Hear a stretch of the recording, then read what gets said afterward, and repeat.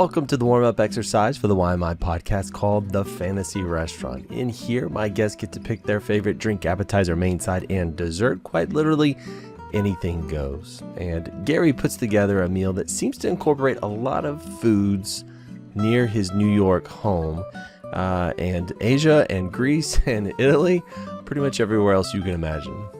Though it does vary a lot, it all sounds pretty delicious. Although I am on a diet, so I am just starving all the time. I digress. I hope you enjoy this meal with Gary. Gary, thank you for joining me in the Fantasy Restaurant today. Hey, glad to be here, Greg. Thanks for having me. It's an absolute pleasure. Well, I am going to be your waiter today, and so I'm going to walk you through this meal. Now, this could be comprised of things from your childhood, things your mom made, your grandma makes. This could be stuff you make today. This could be from your favorite restaurant or potentially from maybe your favorite movie or fantasy novel. No rhyme or reason. This only has to make sense to you. Cool? Okay, got it. Excellent. Well, let's start at the start. Since I am your waiter, I'm going to ask what you would like to drink. I would like a martini, a vodka martini with 3 olives, and a little dirty. A little dirty. I was going to say, isn't that usually referred to as dirty? Or if you just put olives in, is it dirty, or do you have to put a little olive juice, or how does that work? I think there's a little olive juice in it. Yeah. Okay. Is there a particular brand of vodka you like? No, I'm easy. Is it the cheaper the vodka, the more dirty we make it, just to compensate? Perhaps. Maybe. All right. Well, are you going to do say water to pair with that? You going to go sparkling? You going to go still? You want a bottle? I'm just a flat water person. I gotcha. I'm going to make your life easy. You want it straight out of the tap?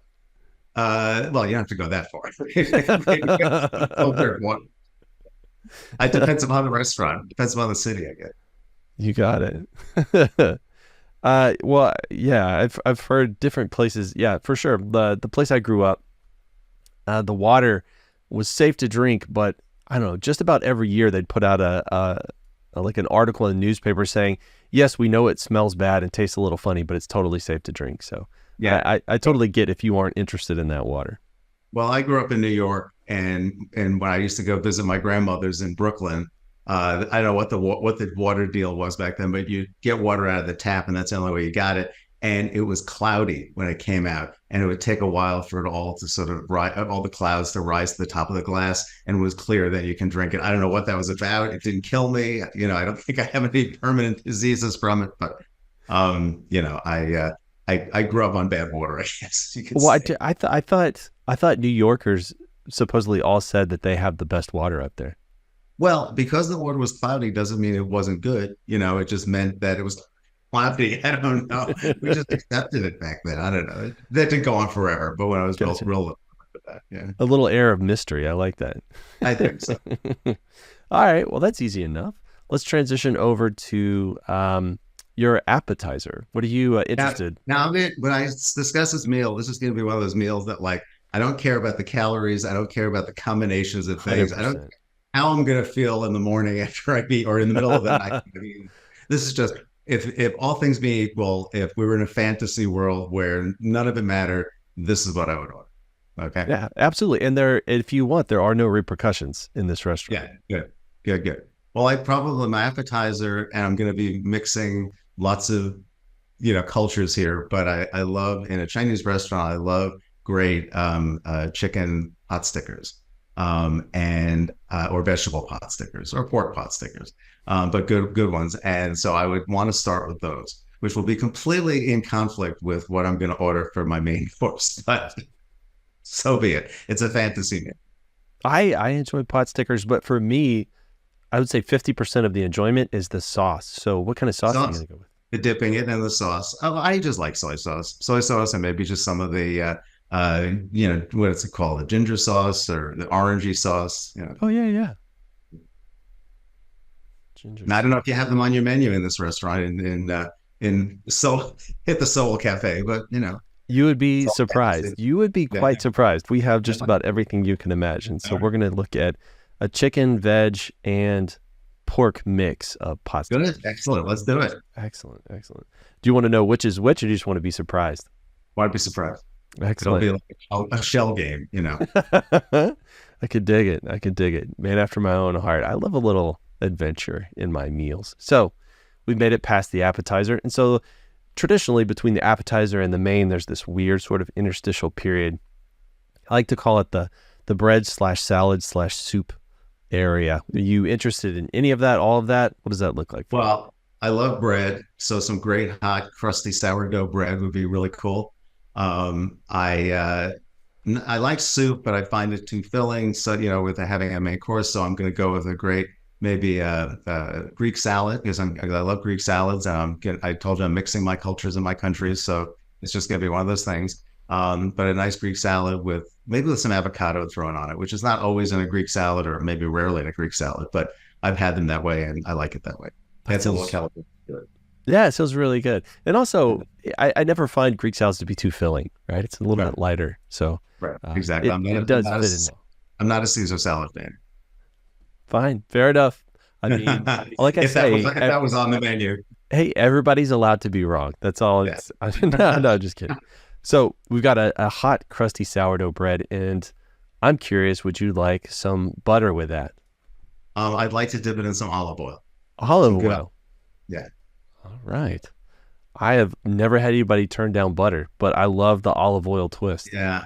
Yeah. It's the little healthy. It's the very small healthy side of me, I think. Well, I know a lot of people when they go olive oil on there, they also do kind of like a balsamic vinegar sort of in there. Are you Yeah. interested in I that? don't like that. I like straight olive oil, no garlic in it, no balsamic vinegar, just good olive oil. Great taste, keeps it light.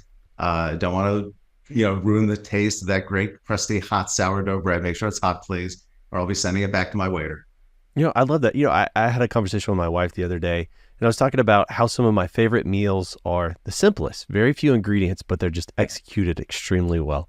So it sounds like that's Exactly. what you're going for. Yes, exactly. That's how I cook. I'm a cook. I cook a lot, and I don't cook fancy, but I think I cook simple but well within the world of what I cook, and that's what I go for. That's right, man. They say if you keep it simple and you nail it, you're unbeatable. I love it. Ex- All right. pretty much in everything in life, I think. Well, you know what? Yeah, you do the basics, you do them well, you're probably going to succeed. I like Yeah. that's it. You know, This is getting deep fast. I love this. yeah, All right, so now we're transitioning to what a lot of people, I'm not going to say most, find to be the most important part of the meal. I don't necessarily think that's the case, but it can be, and that's going to be your main dish. What is that going to look like? well, I'm going to jump to Italian because I love Italian food. And I would say some really great chicken parmesan, maybe the chicken pounded kind of thin, pan seared, not too breaded, some parmesan and a side. Hopefully it comes, nowadays you never know if anything comes with anything, but if it comes in your restaurant, if you're party, if it comes with the side of just plain spaghetti with some nice marinara sauce and Parmesan cheese, that would be great. And a spoon because I'm one of those people who likes to eat their spaghetti with a spoon. You like a challenge, I see. Yeah, yeah, So chicken parm, I love a good chicken parm, especially like you described when it's pounded yeah, flat. I think yeah. the crunch to chicken ratio gets really good. I like it. I really Pretty like good. it, and it's not as filling as I like veal Parmesan, but it's not as filling as veal Parmesan, and maybe slightly healthier. So I can dig it. I could dig it. Now, when you say spaghetti, would you like us to home make that, or do you just want it straight off the shelf? man, if you get homemade spaghetti, you're a 10. You can get homemade pasta altogether because homemade pasta, especially in a restaurant, is always a little bit chewier, a little bit has better texture. I like it. So yeah, if you're offering, I'm taking. That'd be great. Mm. I remember going to an Italian restaurant one time, and I'd never been to this place, and I was asking everybody, what should I get? And they said, just get the spaghetti and meatballs. I was like, you serious? It's like, it sounds so plain, Start, but it was start with the all, basics. it was all homemade, and it was literally Yeah, the best pasta I've ever had in my life. I could not yeah, believe absolutely. how much a difference it can make when somebody It really actually does. home Yeah, makes it. yeah, Yeah. it really does. Because generally, when you go into a restaurant, if you ever, I would never do this, but like to ask, is the pasta homemade? They just look at you like, yeah, it's homemade out of a box that we have. But maybe it's good box pasta too. Listen, that's all I use. So, I think I do pretty well. Yeah, I can't complain. I just know that it There are special circumstances where it can be better, right? Yeah. All right, all right. So, I mean, the spaghetti kind of no, the spaghetti feels like a main. So I'm going to ask what sides you want, or do you consider the spaghetti a I side? consider that a side. I consider that a side. Okay. However, if you've got some, maybe grilled asparagus or grilled vegetables, grilled asparagus, grilled zucchini, maybe something like that, maybe a medley of grilled vegetables, that would be nice. If you're asking, if the meal actually comes with that many things. Oh, but it's a fantasy. It doesn't matter what it costs. We're just Correct. going to order all. Okay. And Correct. Well, there may be a second drink along here. I'm not really sure. all right. Well, I mean, what pairs well with your chicken parm Well, spaghetti? again, after my big martini, if there are no repercussions, maybe some, great red wine, maybe a nice, a nice Pinot Noir, or I happen to like Malbecs, which is not Italian, but I like that. A good. I like red wine, so pretty much any kind of red wine, good Barolo, something like that. I don't know. I don't know how stocked your wine cabinet is. If it's like mine, it has two different kinds, and that's it. But we're in fantasy world, so Yeah, well, actually, the restaurant, you probably didn't notice, but right behind us is a distributor. So we can literally oh, pop in and get whatever you perfect, require. Yeah, yeah. excellent. We've taken care of all of that. All right. Well, now You we guys move are on good. to arguably my favorite part of the meal. It's not arguably, it's always my Yeah, favorite part of the meal, and that's going to be the dessert. So what does that look right. like for you? Well, I have to confess, I'm not a huge dessert eater, not anymore in my life. Mm.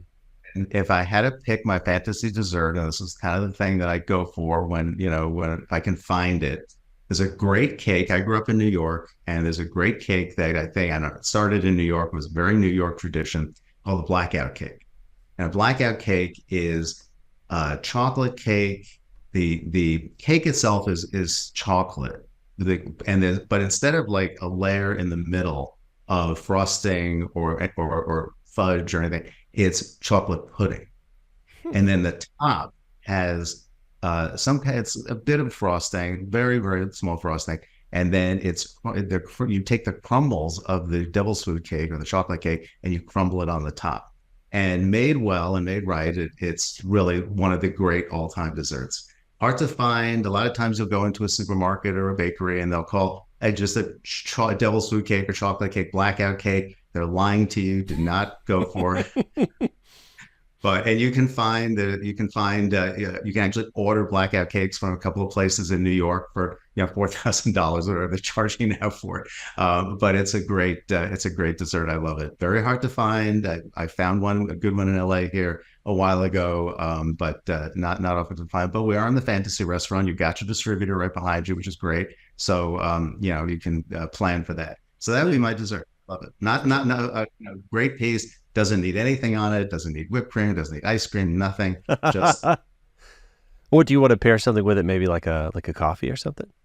oh yeah. I'd like just plain regular plain coffee. And since we're having this, I don't usually have caffeinated coffee at night, but since this is I love coffee. I drink it during the day, and since we're in a fantasy meal where there are no repercussions, I'll have a couple of cups of really great, strong Italian coffee, if we for the Italian side of your restaurant. So little milk in it. Maybe heat it up, maybe steam that milk a little bit. Yeah, we can easily do that. And Yeah, also, you've had a couple of drinks, and it's a pretty heavy meal, so this should probably kind of help lift you up, right? yeah, I'm sure. No, but remember, there are no repercussions. So I'm light as a feather after this, Oh, fair 37 enough. pounds here. Fair enough. You are absolutely correct. So this And we should blackout probably cake, tell our viewers out there that like it's 9 o'clock in the morning my time when we're doing this. So this is an extra thing. so Gary's absolutely a lush is Okay. we're getting out. No, no, I get you. I get you. This blackout cake, was this something that like a family member would make, or you always got it from like a shop or something? There was a great bakery in New York. I grew up on Long Island, and they had the Long Island and around New York back in the day called Ebinger's, and it was the kind of bakery where you walk in, everything was already boxed and on the shelves, but it was very fresh and great. And you go to Ebinger's and you get your boxed blackout cake, which was phenomenal. But bakeries themselves would make them. It's a very again, like I said, I don't know if it's a very New York thing. I just know everybody I talk to about it unless people are from New York or maybe back east or something, they haven't really heard of it. But yeah, I'm sure people made it, but I don't know. It's a very complicated cake to make, so it was just always good at. That was one thing that was always good at it, the store bought or out of the baker. That's cool. That's cool. Yeah, I had literally never heard of a blackout cake, but I'm from the South, grew up in the South, so Right. I'm sure we have some There are plenty of things I've never heard of from the South. probably plenty of stuff you don't want to hear about. So Yeah. we'll just leave it at that. All right. Well, let me double check. Let me read back your order just to make sure I didn't mess anything up. I hate it when the kitchen gets blamed for my I mistake. know. So let's make sure we've got this right. So we're gonna do a vodka martini. We're gonna do 3 olives and make it a little dirty. Correct. All right. Okay. We're gonna do some flat water, not out of the tap, because we're not that basic. We're a little bit fancier than that. We're going for a medley of chicken, vegetable, and pork pot stickers, and then we're going to do soy and ginger sauce, right? Excellent. So we're also going to have a nice crusty sourdough. Do you want that on the table with a knife in it where you cut it yourself? No, I like it cut and then I can pull it apart. Oh, I like the sound of that. We're also going to have some olive oil on there. Pure, unadulterated, untouched, no garlic, Yes. no nothing. In all of it. We're also going to do a Greek salad with a little bit of avocado. Then we're going to hit the main dish. We're going to have a chicken parm. We're going to have that beaten to a pulp. It's going to be the right amount of crisp. We're going to have a nice homemade spaghetti with the marinara. We're going to pair that with a red wine. And we'll have a few for you to taste just to figure out which one suits your palate the best. That's good. On the side, we're going to do some grilled veggies. We're looking at asparagus and zucchini. Yep. Yeah. All right. For desserts, we're gonna bring out your Italian coffee with a little bit of steamed milk, and then shortly thereafter, the blackout cake from Avengers is going to follow. Right. Very good. Good remembering. Excellent. Yeah, and then I'm just gonna go to sleep for 3 days. Well, does that all sound correct? Sounds excellent. Excellent. Maybe in about 10 hours, I'd like to eat it. After you go into your coma. All right. Well, Gary, thank you for joining me in the fantasy restaurant today. Thank you for being a phenomenal waiter.